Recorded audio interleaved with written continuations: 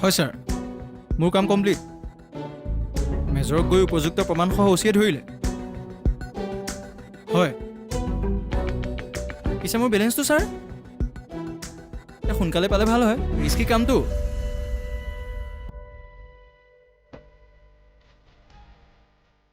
চাবলৈ গ'লে এই কামটোত ডাবল ইনকামেই আছে। এফালে পাৰ্টিৰ পৰা পাম আৰু এফালে পুলিচৰ পৰা এৱাৰ্ড এটাও পাম। ভালেই হৈছে, অচিৰ লগতো লিংক এটা লাগিব। হা,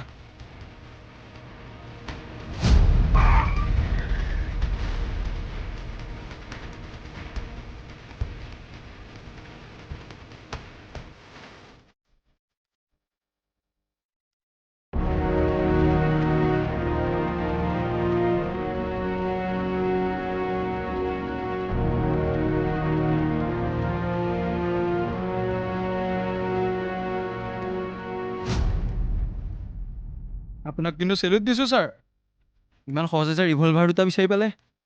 মোৰ চকুত চিধাই পৰিবৰ কাৰণে তই অকণমান উলিয়াই থোৱা নাছিলি? হে, কি কয় হে ছাৰ? মই ক'ত থৈছোঁ? মই দেখোন আপোনাক খবৰটো দিলোঁ, এতিয়া দেখোন মোকে উল্টাই ফচাই। এই কিনো কথা কয় হে ছাৰ? খবৰটো দি মই ভুলেই কৰিলোঁ নেকি আপোনাক? তই তাত থকাটো কেনেকৈ গম পালি? মই তাত যাওঁতে দেখিছোঁ আকৌ। কিয় গৈছিলি তাত? কাপোৰ বিক্ৰী কৰিব গৈছিলোঁ, তাত দেখা পাই আপোনাক খবৰ দিলোঁ। তোক এৱাৰ্ড দিম এতিয়া মই। বহ গাড়ীত বহ। ঐ বহ।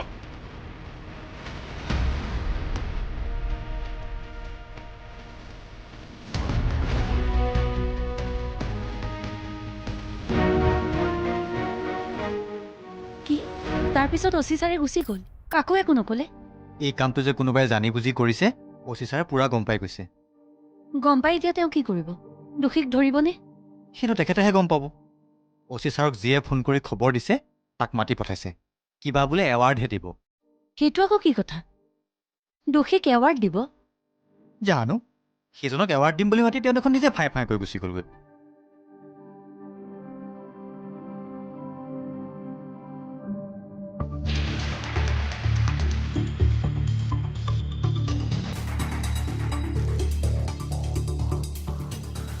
ঐ আহ।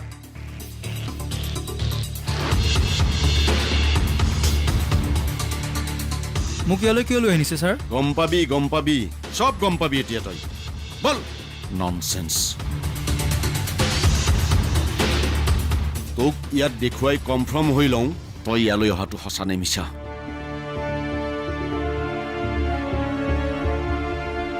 আমাৰ নিকেতনখনত কাৰোবাৰ চকু পৰিছে জানেনে বাইদেউ? আজি অত বছৰ ইমান ধুনীয়াকৈ চলি আছিল, এতিয়াহে জানো কি বা হ'ল।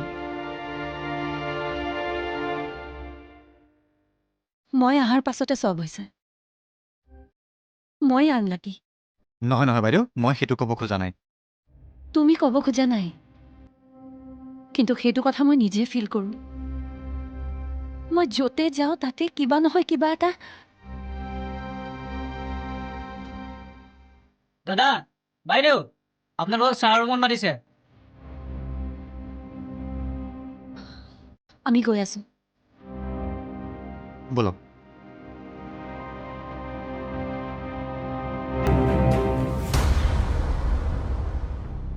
এই ছাৰ, আপুনিতো মোক চিনি পাব লাগে, মই ইয়াৰে লোকেল মানুহ।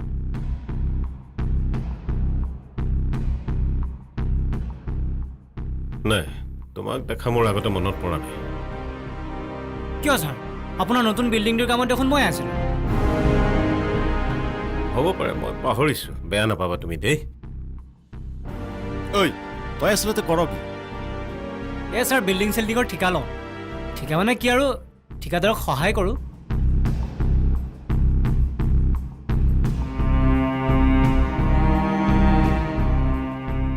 আমাক মাতিছিলে ছাৰ। মইহে মাতিছোঁ, আহক।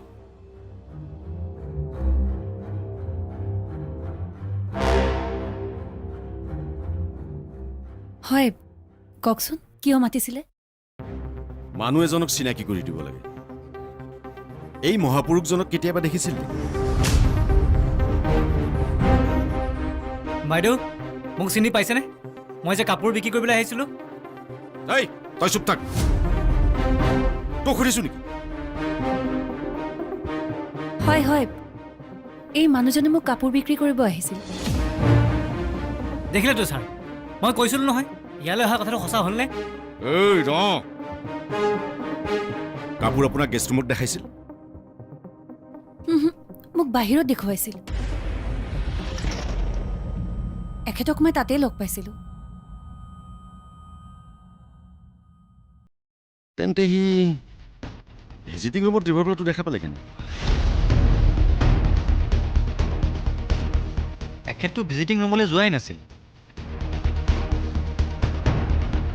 এখেতক মই বাহিৰতে লগ পাইছিলোঁ আৰু মোহা বাইদেউক মই তালৈকে পঠাই দিছিলোঁ তেওঁক লগ কৰিবলৈ। পাৰে ই যদি ৰুমটোলৈ সোমোৱাই নাই তেতিয়াহ'লে ই পিষ্টলকেইটা আছে বুলি কেনেকৈ গম পাম?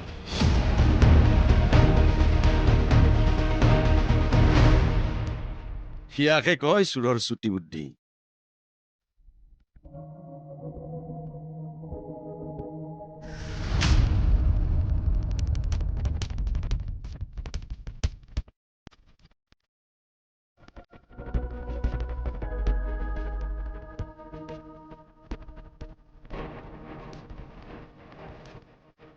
পেটাই ভবাই নাছিল যে এনেকে ধৰাত পৰি যাব।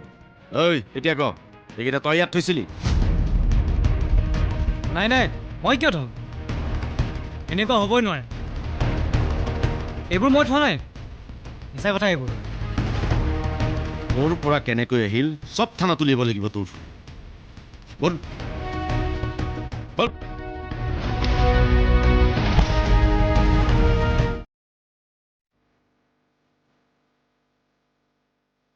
ৰবিত, কি খবৰ? ভালে? আছোঁ আৰু দিয়ক।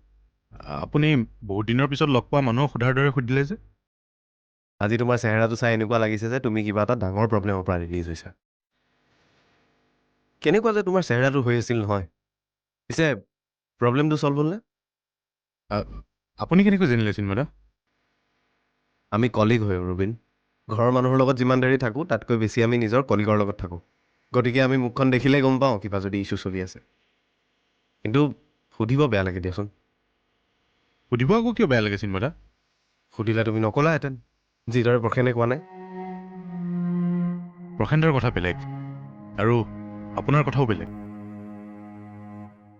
কথাটো আচলতে আমাৰ পাৰ্চনেল। এই ষ্টেলাজনীয়ে মোৰ পৰা বহুত কিবা কিবি আশা কৰা হৈছে। তাই ডিজায়াৰ্ছবোৰ দিনে দিনে বাঢ়ি গৈছে।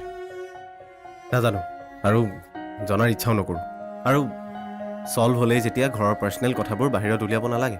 মই নাজানিলেও একো নহয় দিয়া। আপুনি জনাত মোৰ আপত্তি নাই দাদা। ৰবিন, তুমি নিজৰ প্ৰব্লেমছবিলাক, ড্ৰবেক্সবিলাক আনক নজনোৱাকৈ নিজেই চল্ভ কৰিবলৈ চেষ্টা কৰিবা। আনে তোমাৰ প্ৰব্লেমছবোৰ জানিলে জানো কিবা কৰিব পাৰিব? সহায় জানো কোনোবাই কৰিব পাৰিব? এই মানুহজন জোখতকৈ বেছি প্ৰেক্টিকেল হয়।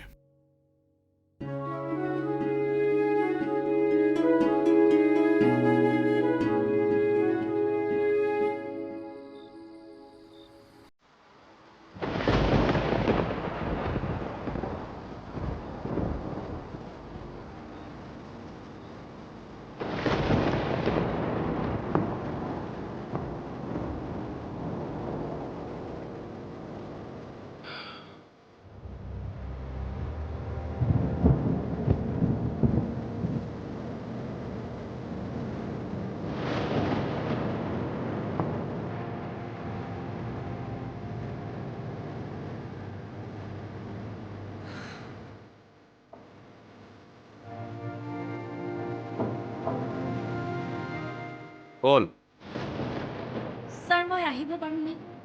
কিবা কাম আছিল? হয় ছাৰ, অলপ কথা আছিল। এই সময়ত কি কথা থাকিব পাৰে? বাৰু আহা সোমাই আছোঁ।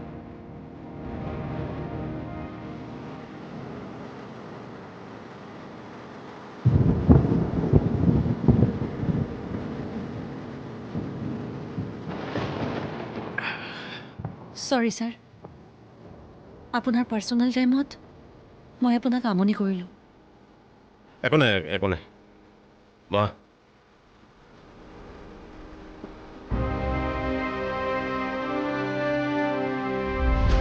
কোৱা এতিয়া কোৱা। ছাৰ মই নিজকে বৰ আনলাকি ফিল কৰিছোঁ। ইমান বছৰ ইমান ধুনীয়াকৈ চলি থকা এখন আশ্ৰয় নিকেতনত মই অহাৰ পৰা চব খেলি মেলি আৰম্ভ হ'ল।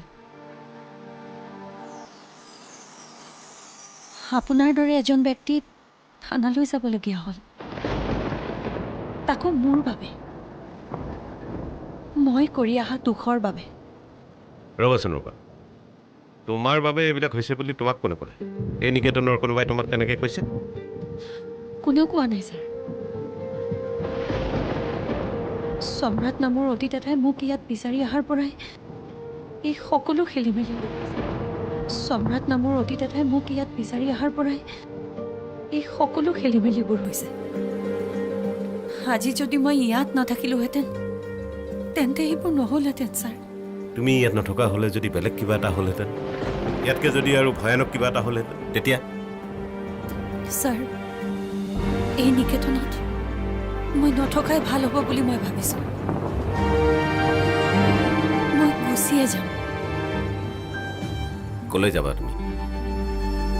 নাজানো মই ক'লৈ যাম, কিন্তু মই ইয়াত থাকি সেই আশ্ৰয় নিকেতনৰ আৰু বিপদ হোৱাটো মই নিবিচাৰোঁ।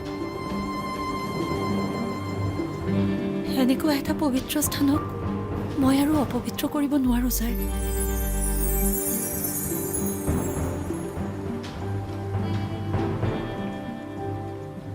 মোক আপুনি যোৱাৰ অনুমতি দিব বুলি মই আশা কৰিলোঁ।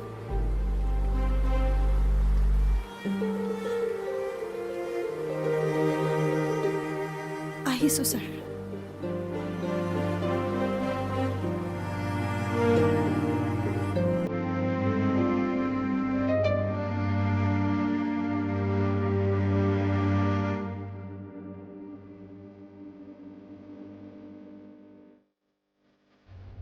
তোমাৰ ফ্ৰেণ্ড যে মহুৱা ৰয়, কি খবৰ তাইৰ? তাইৰ কথা যে নকবাই আৰু। এই যে ইয়ালৈ আহি গ'ল, না কণ্টেক্ট আছে না খবৰ আছে। বিৰাট আচৰিত ছোৱালী দেই এইজনী। তুমি ফোন কৰিছিলা? নাই, ফোন কৰিলেও নাপায়, নাম্বাৰ চাম্বাৰ সলালেই চাগে তাত গৈ। তাই বা তাত আছেনে নাই? কিজানি তাৰ পৰা তাই গুচিয়ে গ'ল।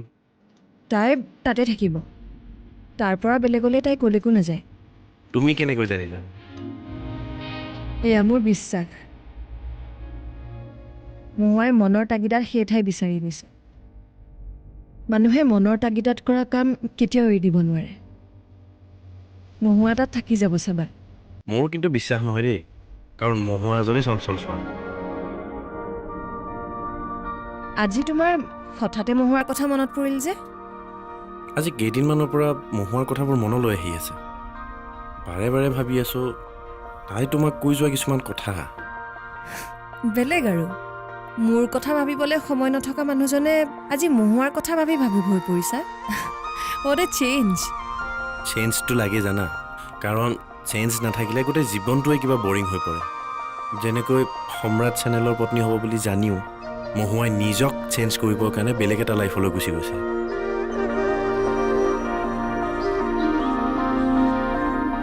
তুমিও বহুত চেঞ্জ হ'লা প্ৰয়াগ। হয় নেকি? তুমি বহুত সলনি হ'লা, আৰু তোমাৰ এই পৰিৱৰ্তনে আমাৰ জীৱনটো ভাল লগা কৰি পেলাইছে।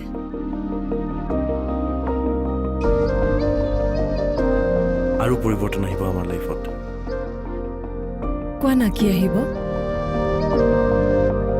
তুমি মাত্ৰ মোক 2 দিন সময় দিয়া, জনাই আছোঁ তোমাক। আৰু যদি তোমাৰ পচন্দ হয় তেনেহ'লে সেয়াই হ'ব আমাৰ সিদ্ধান্ত, যি সিদ্ধান্তই সলনি কৰিব আমাৰ জীৱন।